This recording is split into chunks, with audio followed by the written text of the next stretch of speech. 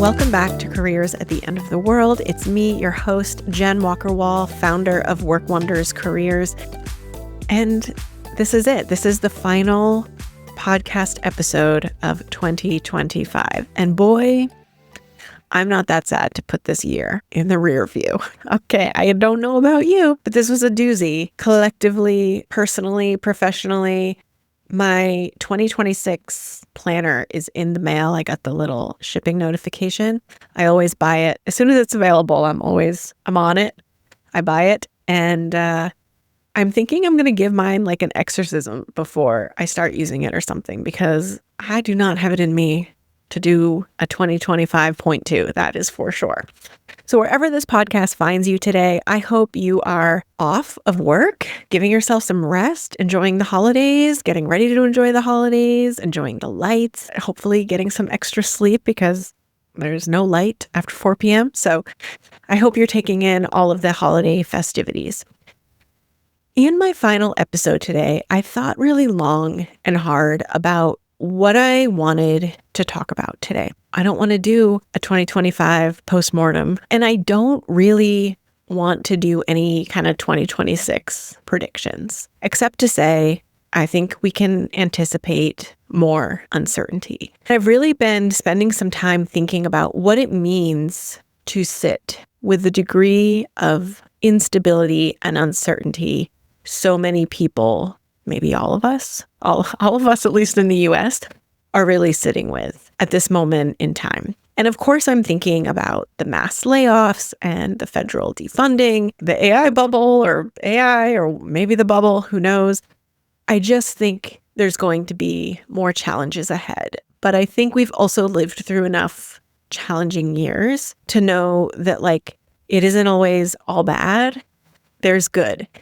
And so I've really been trying to think about how I personally want to prepare and show up, but also professionally, how are we stewarding our own goals, our own lives in the midst of this? And I feel like I've really had to recalibrate sort of my own systems to better manage the uncertainty and the difficulty.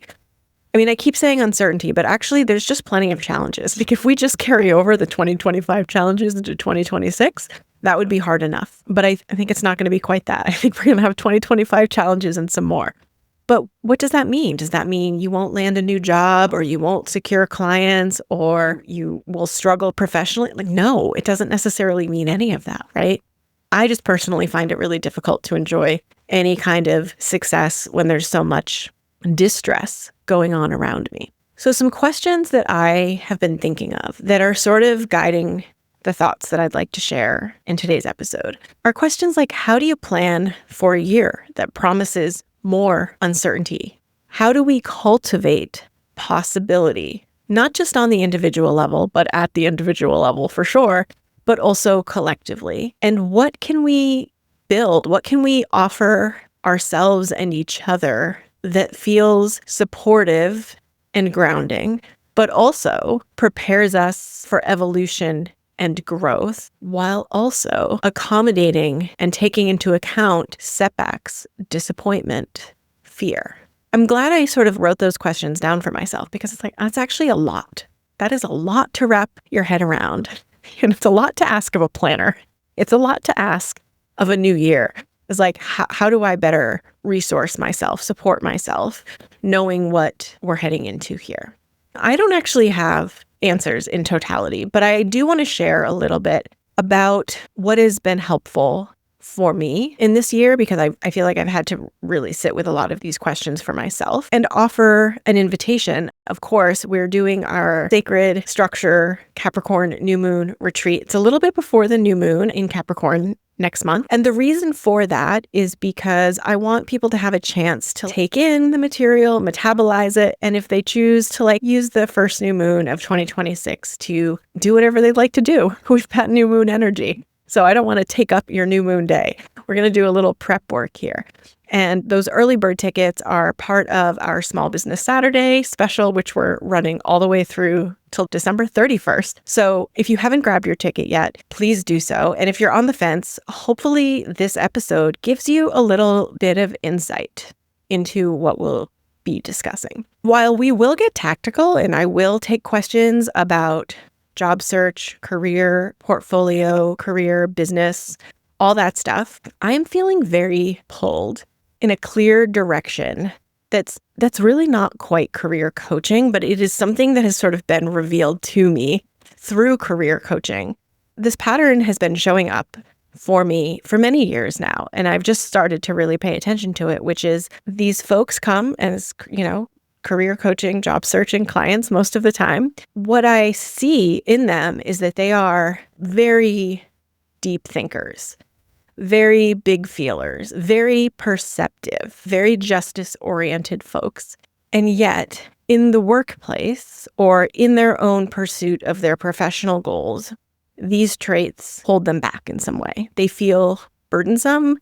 Maybe you are doing so much thinking that you're not doing enough acting, right? Like there's different ways that these show up. Maybe your opinions or contributions at work feel a little different than other people's, and you feel some kind of way about that. I see this sort of person show up all the time in my line of work, and I'm feeling very called to help people understand that their depth is an asset. And honestly, and I say this as someone really grounded in my identity as a career coach, probably too grounded, work is not a place intended for you to exercise your depth. Unless you get really lucky, unless you have something of your own, that's actually not what work is. And I know if you're a millennial like me, I'm an elder millennial, you had some ideas about work, right? You were going to change the world, you were going to contribute to something bigger than yourself. And I think, all of that mythology around work and careerism is starting to fade. It is both painful because you're starting to see like the actual reality of what we're dealing with here, which is just an exploitative economic system. But it also feels like a relief, at least to me, because I have been operating with this complex relationship to work for a very long time, because I've had a difficult relationship with capitalism for a very long time. I really want to take the problems that people are experiencing at work and think about them sans work, a little bit, because I think they deserve that kind of attention. Now, I knew when I started putting together this idea for the retreat that I really wanted to back off of start the new year strong, whatever. I wanted to not embody whatever that kind of energy is, but wanted it to be very nurturing, very curiosity driven. And I wanted it to be slow and intentional. I did not want it to be, I don't want to start off with a bang. Listen, y'all know we got to pace ourselves. This is not a short-term project. And so where I sort of landed is that this is about integrity over self-optimization. The goal is not how much work can you do, how far can you go. It's how can you move in a way that is with integrity around your values. It's also about making meaning of the things that we're doing and also that we're not doing, because I think a lot of folks are, if not grappling with traditional notions of success, I think they are grappling with my first choice isn't working. It's not easily attainable at this moment. What are my other options? What are other possibilities for me? And I also really wanted to talk about a new year without goals, or less focused on goals, less focused on what you can extract out of your own labor, but what you can contribute, what you can create. I want to talk about rhythms, maybe rhythms over routines. And I want, of course, always to focus on bringing people together as a community to create ecosystems and moments where people can support each other and resource each other in ways that can't happen in a one-on-one coaching relationship. So when I say sacred structures, I am hoping that the day will help us create some of those structures for you. I'm not going to force mine upon you. But I thought I would tell you a little bit about how I recalibrated in a year that I had a plan for. I knew the plan was a little idealistic, a little optimistic. I knew what was going to happen this year. I knew what was going to happen at the end of January, but I wanted to also just pretend like I had some controls. So I went through the exercise of planning 2025. And I can tell you, I did not get very far. I don't think I got past even into February, quite frankly.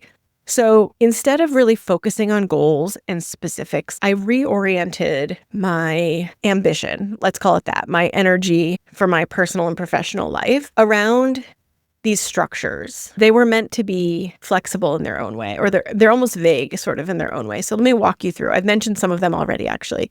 But instead of trying to create a rigid schedule or a rigid timeline, or too many habits, instead of being too ambitious, I tried to strip everything down to like a bare bones situation for myself so that I could take things as easily as possible. The first thing I thought of was integrity. I use that word a lot because it's fundamentally really important to me. What integrity means is I want my words, I want my behavior to be in alignment with my values.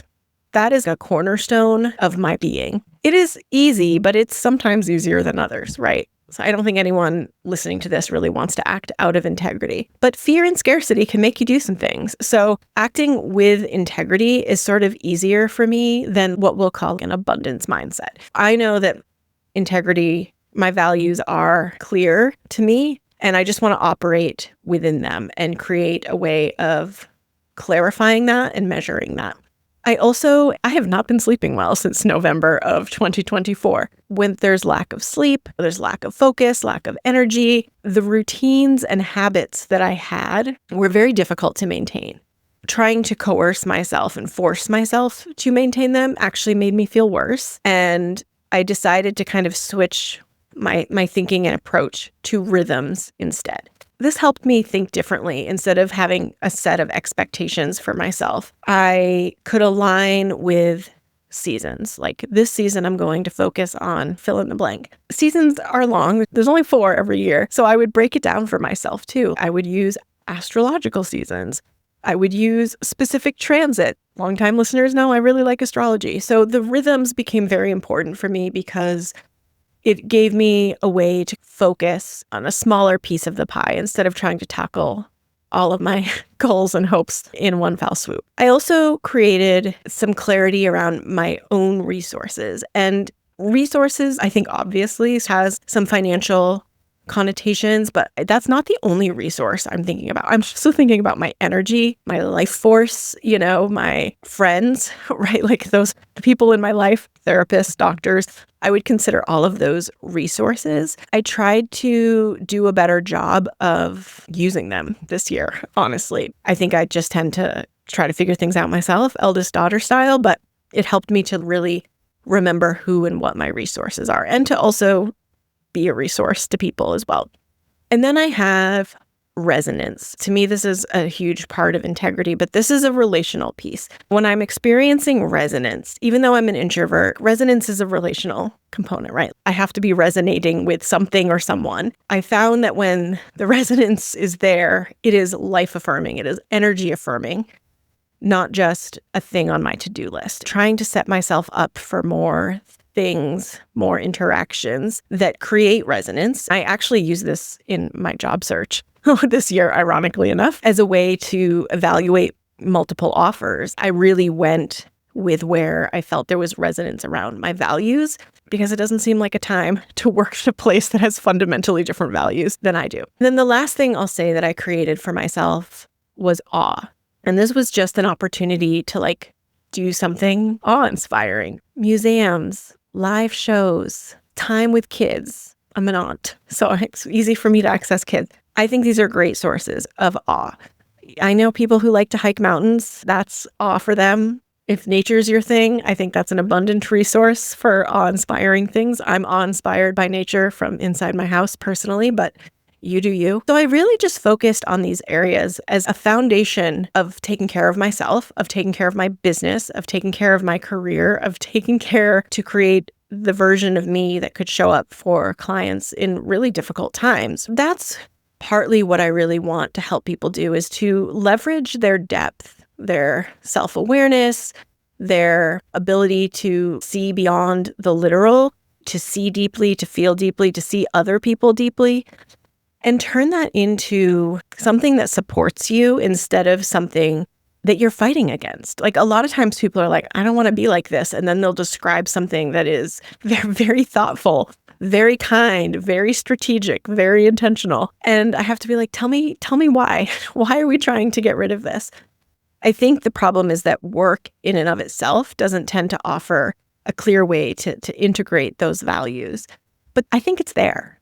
I think it's there in how we operate at work. I think there's some skills and reframes that can help us embrace these qualities and really be a vocal contributor in a helpful way. But we have to validate ourselves first. We have to identify and understand the value that we're bringing to the table. That's not always an easy thing to do, but it's a necessary thing to do. I think a lot of people think doing a good job at work will result in applause and praise and validation. Really what we need to do is that for ourselves. That's really the first step, I think. I see a lot of people not giving themselves credit for their contributions, for their skills, for their abilities. So I'm hoping that if you are interested in creating a structure that can help you balance an overwhelming year ahead, that you'll consider joining us, or that you'll borrow some of these structures. They're kind of containers. And the different ways I would evaluate them, sometimes it was just did I feel this today or did I not? Did I honor this today or did I not? I don't have awe-inspiring experiences every day, but if I have a couple in a month, I think that's pretty good. I started thinking of it as I need to be feeding myself. You need to be nourishing yourself. That's what these structures were really, really about. So if you are someone looking for a hustle reset, if you want a job search like it's 2019, if you want to build a business like we're still in a girl boss era, if you're looking to get more done in 2026 than ever before, this is probably not the retreat for you. But if you are hoping to show up at work and feel like a more whole version of yourself, I think this is a very good retreat day for you. Okay. If you are looking to have new behaviors and approaches to things like a job search, to things like building a business on the side or full-time, whatever you might be up to, I think this is going to be really helpful because you know what people do when they leave a terribly toxic job where they were overworked and stressed? They recreate those same conditions in their job search without fail. So all of this, the process of getting a new job or moving your career forward, I believe the process works best when it reflects how you'd like to be working in the future. By all means, if you want to work 24/7, 365 when you land your next job, feel free to run your job search that way. But if you want to have space, if you want to be strategic, if you want to be resourced, thoughtful, then you need a process that reflects. That's really, really important. That's going to help you create resonance with the right kind of job instead of being sucked in by frantic hiring processes or clients that are just not ready to actually engage. And by engage, I really mean pay you. You want to think about what you're putting out there for yourself professionally. I also think people want to figure out how they can help each other. It's an isolating time, especially if you've been out of work. This is a little bit of a reset on how you think about your professional goals, how you pursue them, and how you navigate challenging times. We want to create some structures for yourself, some containers that reflect what you value, what nourishes you, what provides for you, so that when you're dealing with challenges and setbacks, you've got a plan for that. You've got resources for that. You know who to call, you know what to do. You become a little bit more confident in your own ability to navigate times like this. That would be my hope for anyone who participates in our January retreat day. If you are a job seeker, you might consider joining the job search community. You will get a free ticket to the retreat if you join before December 31st, and you will get access to our job search community for 5 weeks. And the good news is you will get free access to the community the minute you sign up. So your 5 weeks don't start till January 1st. So depending on how early you sign up, you could have several weeks of technically free access to the community. Comes with office hours, comes with rapid reviews for your resume, and it comes with really great people who want to be helpful, want to get to know you, want to share what they know about the job search with you. So if you both want to job search and sort of reset in a bigger way, this is a great opportunity to take advantage of the job search community. If you are doing more of building a business, thinking about a portfolio style career, which, like I said in last week's episode, is where most people's heads appear to be at this moment based on my podcast analytics, consider the Revive bundle. We have done some tremendous work with folks this year in terms of getting them clients, getting them visibility, and also getting them job interviews, quite frankly. So it's a tough time to do any of those things, but it is not impossible. So if you could use some help, check out that Revive session bundle, and you'll also, when you purchase that, get a complimentary ticket to our retreat day. And of course, if none of that feels like a good fit, you can just grab an early bird ticket through December 31st. And we'd love to have you. It's a great group. It will be virtual. It's introvert friendly. Everything we do is very introvert friendly. You can keep your video off if you want to. That's an option. So we want it to be like a nice, slow, restorative, planful day for you and everyone who decides to attend. If you have any questions about whether this is right for you, you are welcome to find me over on LinkedIn. That is where I am most reliably checking my messages these days. And I would love to hear from you. So if you have any questions, thoughts, podcast topics you'd love for next year, please let me know.